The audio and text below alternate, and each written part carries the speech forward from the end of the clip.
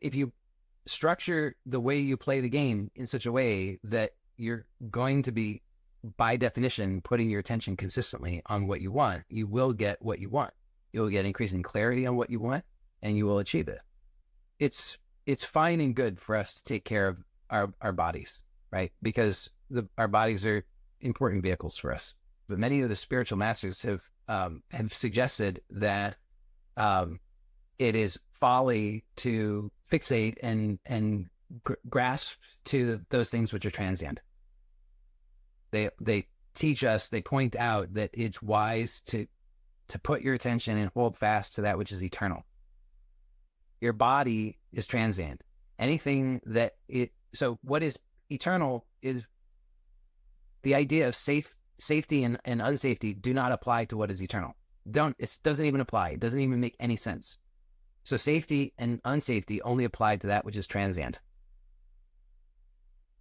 And so if your attention, if you're fixated on that which is transient, then you're putting your attention in the wrong place in order to get the results that you really want. So this concern about being safe turns out to be problematic in as much as it puts your attention on that which is transient. So again, basic care of the body is useful and important. I'm not discouraging that in any way.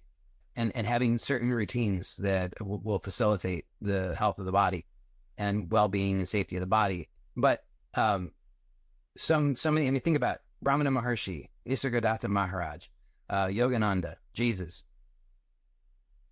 So none of them, as far as I'm aware, said, hold fast to the body forever, no matter what. Make sure that the body's always safe. It wasn't part of their message. And it wasn't part of their life. It wasn't what they demonstrated. So this idea that we need to be safe is really just reinforcing an unhealthy attachment to that which is transient. If you're safe, the thing is, if you're safe, safety in and of itself, what does that give you? Is that actually what you want? Do you actually want safety? In and of itself, is it actually useful to you? And I'm pretty sure that if you're honest about that, you'd have to answer no. You don't. It's not really going to give you what you want. Safety in and of itself is not a thing worth having.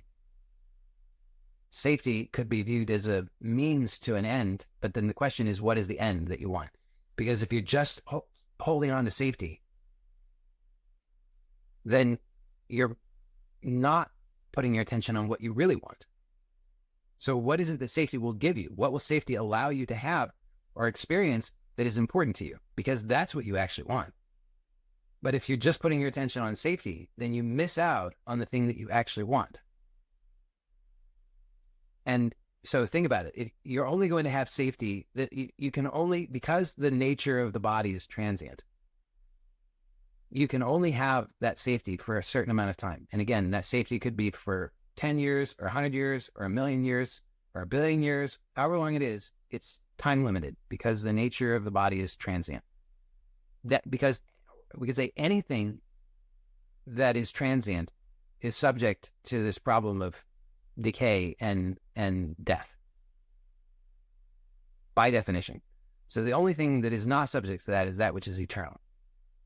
If your attention, if you're trying to maintain, if you want safety for something, then your attention is by definition on that which is transient, and you're identified with it and you're attached to it. And what is it that you're going to get through that, through maintaining safety for that? In and of itself, it will give you nothing. It buys you time. That's it. What do you want to do at that time? Instead of trying to get more time, just focus on what you want that time for. Because if you get safety, if you get perfect safety, if you were able to achieve that, and you could sustain that for a 1,000,000 years, 1,000,000,000 years, you've put so much energy and attention into that, and let's say you've perfected it, but there will come a point at which you'll lose it. And then how much time do you have remaining? Maybe not much.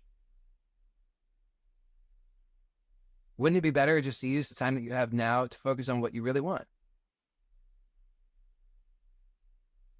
Somebody's suggesting to be fearless. So the thing about fear only makes sense in the context of that which is transient again.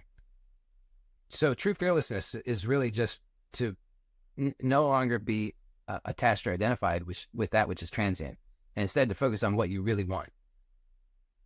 Because what you really want is not to be without fear. What you really want is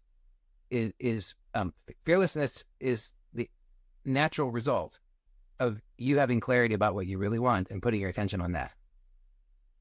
It's possible for you to live a life of real fulfillment. In fact, it's not only possible, it's the purpose of your life. I mean, what else are you here for? The challenge, the question is, when you think about everything else that you're doing in your life, how fulfilling is that really to you?